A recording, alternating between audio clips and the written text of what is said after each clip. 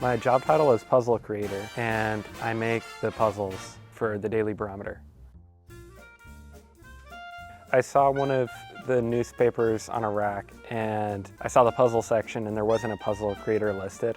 I printed out some of the puzzles that I had made, which were pretty low quality, but I came in and I gave them to Riley. I don't know if she looked at them too closely because they weren't great, but I got the job, so. There's the puzzle. There's one that I called Circuit, a math puzzle, crossword puzzle I made called Twist, and a new puzzle called Word Wheels. Well, I guess I came up with the idea for the puzzle and the circuit, and I thought that they were fun, and I enjoyed making them, and I enjoyed seeing people solve them. So after that, I just had a desire to make more new kinds of puzzles. I really like walking by people's desks and seeing that they're working on my puzzles. I'm sorry, I was looking at that and the question below it and going, wait, what? When I'm blank. There's only one answer to the math one. I did that. Look how far I got. Oh, nice. Yeah, I don't know if they're all right. A lot of the time I think that nobody does them, which would be fine because it's fun to make the puzzles anyway. But when I see evidence that people actually do them, it's really, well, I don't know, it feels good. One that I wrote that I liked was group named for its first two members, and I intended people to read that and think that I was talking about bands, but the answer was alphabet because the name comes from alpha, beta.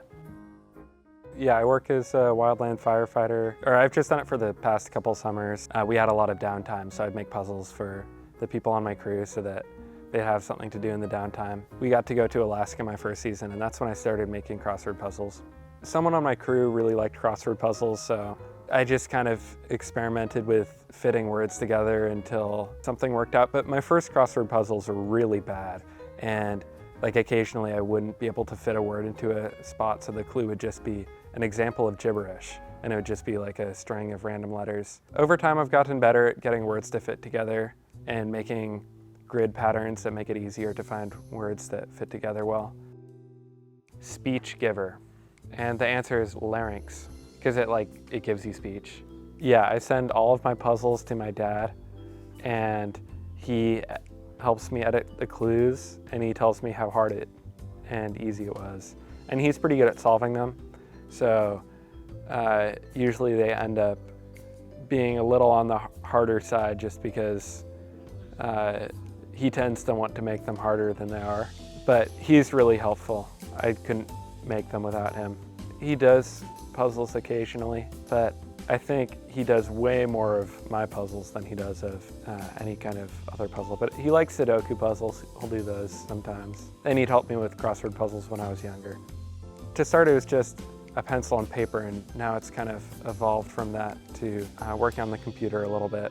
A lot of the ideas that I've had for recent puzzles have been kind of hard to make in a spreadsheet or any kind of online format because, well, I don't really know how to use Illustrator or any kind of software like that. It's much easier just drawing stuff in and erasing it, especially when the puzzle is in a shape other than a grid.